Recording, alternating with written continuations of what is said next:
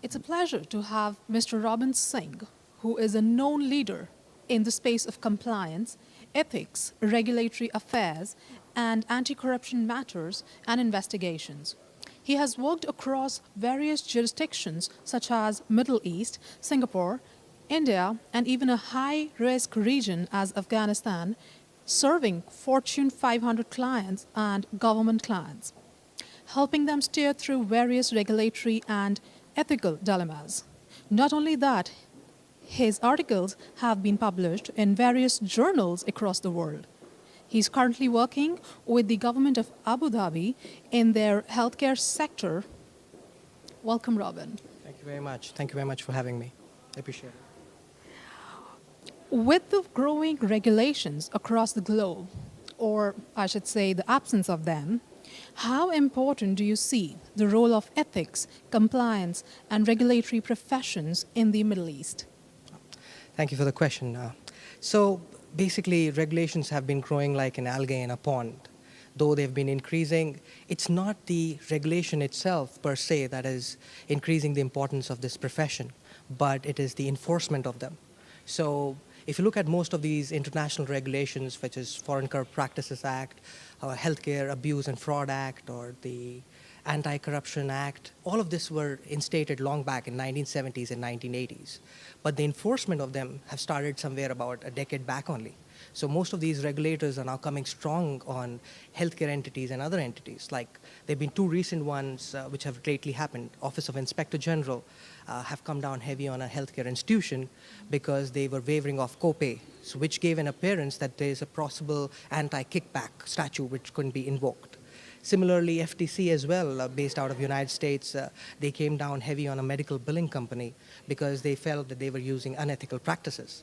So it's not just that, but the enforcement of it, which is creating the importance of such professionals, basically to ensure that they keep their bottom line intact, as well as making sure their reputation is intact, and they can send happy faces like the patients and clients back home.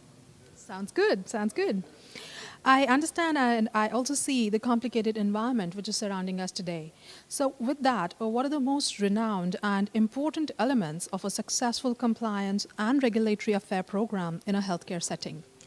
So basically, to look at this question, we'll have to break it up into two folds. One is the substance part of it, and the other is the structural part of it.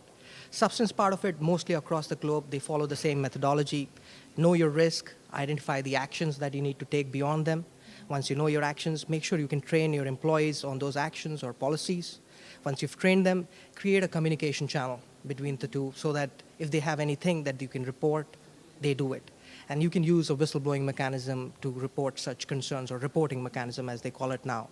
Beyond this, you move to a monitoring mechanism, making sure that the culture all across the organization is ethical and well-bound. And finally, you find out the outliers you need to investigate those elements which are creating thought process contrary to the organization. On the structural part of things, they're basic ones, like making sure you have the right tone at the top, making sure that the CEOs or the board of directors can follow the walk or the talk that they're talking about, followed by making sure that if you're doing any sort of enforcement action, so you don't treat an unethical act from a CEO differently, or disciplinary measure for the CEO differently than the person right at the bottom below. That is sort of a thing which will break the compliance, ethics, and regulatory programs. So these are the basic elements that are needed for today's program to be successful. Absolutely great.